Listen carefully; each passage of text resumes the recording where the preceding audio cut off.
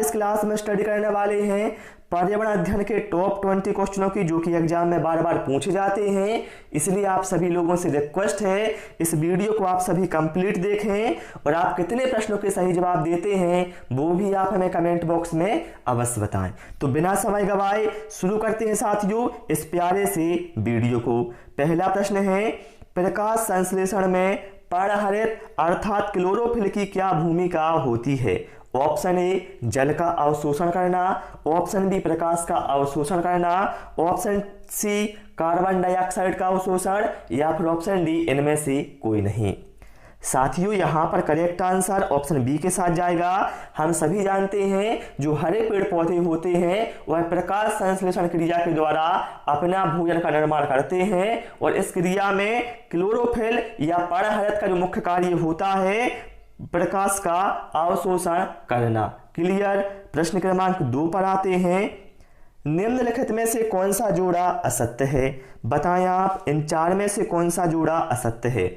राजस्थान का लोक नृत्य कठपुतली है, ये तो भैया बिल्कुल राइट है। हिमाचल प्रदेश का लोक नृत्य छपेली है, बिल्कुल भाई सही है। पंजाब का लोक नृत्य गिद्दा है, बिल्कुल सही है। अर्थात ये क्या है? ए, बी और सी सही है, अर्थात इनमें से कोई भी असत्य कथन नहीं है, इसलिए करेक्ट आंसर ऑप्शन डी के साथ जाएगा। प्रश्न क्रमांक 3 पर आते हैं, मानव शरीर में बड़ी आंत का मुख्य कार्य क्या है? ऑप्शन ए जल का अवशोषण, ऑप्शन बी कार्बोहाइड्रेट का अवशोषण, ऑप्शन सी प्रोटीन का पाचन या फिर ऑप्शन डी वसा का पाचन। आप सभी लोग भी सारे प्रश्नों के आंसर कमेंट करते जाएं। साथियों यहाँ पर करेक्ट आंसर ऑप्शन ए के साथ जाएगा। मानव शरीर में साथियों बड़ी आंत का मुख्य कार्य होता है जल का अवशोषण करना और छोटी आंत का मुख्य कार्य होता है मिनरल, विटामिन और दूसरे तत्वों का अवशोषण करना। प्रश्न क्रमांक 4, जीवाश्म नेशनल पार्क अवस्थित है? ऑप्शन ए केरल में, ऑप्शन बी कर्नाटक में, ऑप्शन सी मध्य प्रदेश में या फिर ऑप्शन डी छत्तीसगढ़ में। साथियों यहाँ पर करेक्ट आंसर ऑप्शन सी के साथ जाएगा। जीवाश्म नेशनल पार्क यह साथियों मध्य प्रदेश के डिंडोरी में है। ठीक है, इंपोर्टेंट है, बार बार एग्जाम में पूछा जाता है। प्रश्न क्रमांक 5, भारतीय प्रायद्वीपीय की सबसे बड़ी ऊंची चोटी कौन सी है?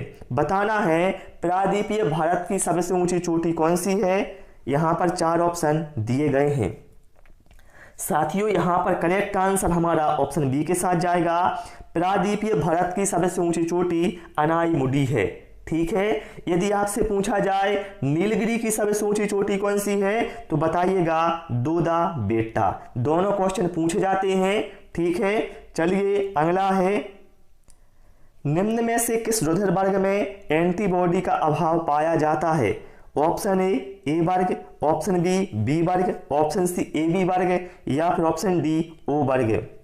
साथियों यहां पर करेक्ट आंसर ऑप्शन सी के साथ जाएगा। साथियों जो ए बी वर्ग रक्त समूह होता है इसमें एंटीबॉडी का अभाव पाया जाता है, इसलिए यह सभी लोगों से ब्लड ले सकता है, इसलिए इसको सर्वग्राही रक्त समूह कहा जाता है। ठीक है, एग्जाम में पूछा जाता है सर्वग्राही रक्त समूह किसे कहा जाता है तो बताइएगा ए बी को। ठीक है, अगला है, और आप सभी लोगों से रिक्वेस्ट है वीडियो पसंद आए वीडियो को लाइक और शेयर करें और चैनल को भी जरूर सब्सक्राइब कर लें। निम्नलिखित में से कौन सी जैव विविधता के संरक्षण के लिए महत्वपूर्ण रणनीति है? ऑप्शन ए जैवमंडल रिजर्व, ऑप्शन बी वानस्पतिक उद्यान, ऑप्शन सी राष्ट्रीय उद्यान या फिर ऑप्शन डी जंगली जंतु अभयारण्य। यहां पर करेक्ट आंसर ऑप्शन ए के साथ जाएगा। ध्यान रखिएगा जैव विविधता के संरक्षण के लिए सबसे महत्वपूर्ण पहलू है कि आप जैवमंडल रिजर्व बनाएं। ठीक है, ये सबसे बेस्ट है। यदि आपसे पूछा जाए विश्व जैव विविधता दिवस कब मनाया जाता है तो बताइएगा 22 मई को। इंपोर्टेंट है, एग्जाम में पूछा जाता है। चलिए अगला है, बच्चों में लिंग का निर्धारण किसके गुणसूत्र से होता है? पिता से, माता पिता दोनों से या फिर इनमें से कोई नहीं।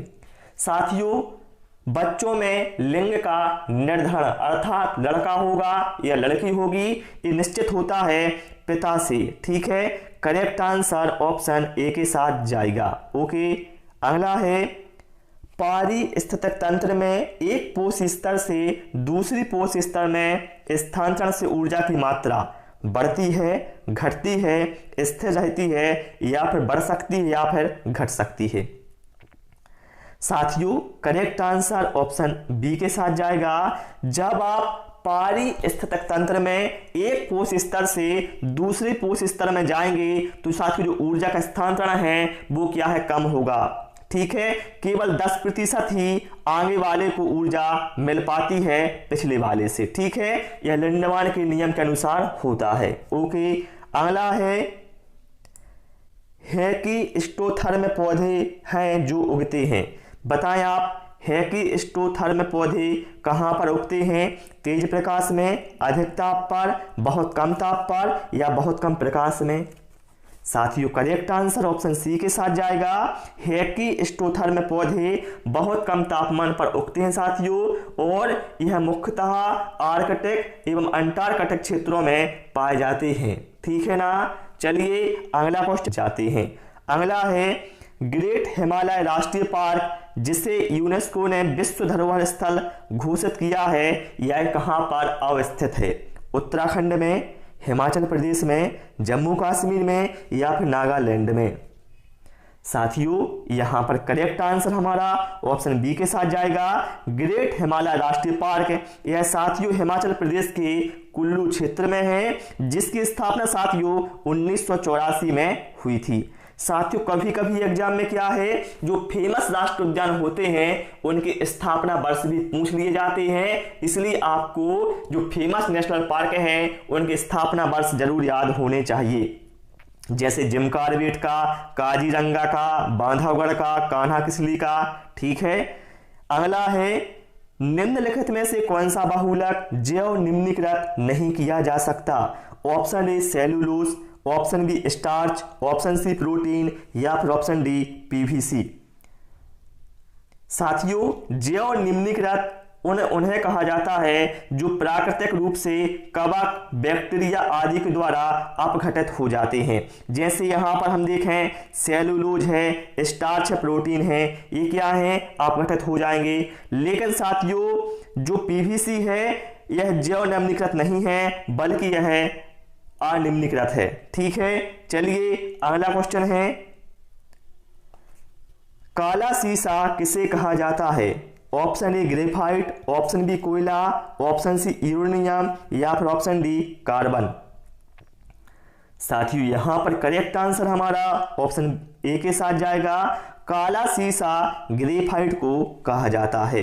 यदि आपसे पूछा जाए भविष्य का ईंधन किसे कहा जाएगा, बताएं आप लोग, तो भविष्य का ईंधन भैया कहा जाता है हाइड्रोजन को। ये बात आपको नोट कर लेना है। अगला क्वेश्चन है बाघ को राष्ट्रीय पशु कब घोषित किया गया? बताएं आप लोग बाघ को भारत का राष्ट्रीय पशु कब घोषित किया गया? सन 1971 में, सन 1972 में, सन 1973 में या फिर सन 1974 में? साथियों करेक्ट आंसर यहां पर ऑप्शन सी के साथ जाएगा। वर्ष 1973 में बाघ को भारत का राष्ट्रीय पशु घोषित किया गया। यदि आपसे पूछा जाए कि भारत में प्रोजेक्ट टाइगर की शुरुआत कब की गई, तो बताइएगा 1973 में। यदि आपसे पूछा जाए विश्व बाघ दिवस कब मनाया जाता है, तो बताइएगा 29 जुलाई को। ये तीनों क्वेश्चन एग्जाम में पूछे जाते हैं, इसलिए आप इन्हें नोट करते जाएं या फिर ध्यान से सुनते जाएं। अगला है यकृत में भविष्य के लिए कौन सा विटामिन सुरक्षित रहता है? Option A vitamin A, option B vitamin B, option C vitamin D या फिर ऑप्शन डी विटामिन के। यहां पर साथियों करेक्ट आंसर हमारा ऑप्शन ए के साथ जाएगा। यकृत में साथियों यकृत में भविष्य के लिए विटामिन ए सुरक्षित रहता है। ठीक है साथियों, यकृत को जैव रासायनिक प्रयोगशाला कहा जाता है, ये भी आपको ध्यान रखना है। यदि आपसे पूछा जाए किस विटामिन को हार्मोन कहा जाता है तो बताइएगा विटामिन डी को। रक्त का थक्का बनने में कौन सा विटामिन सहायक होता है तो बताइएगा विटामिन के।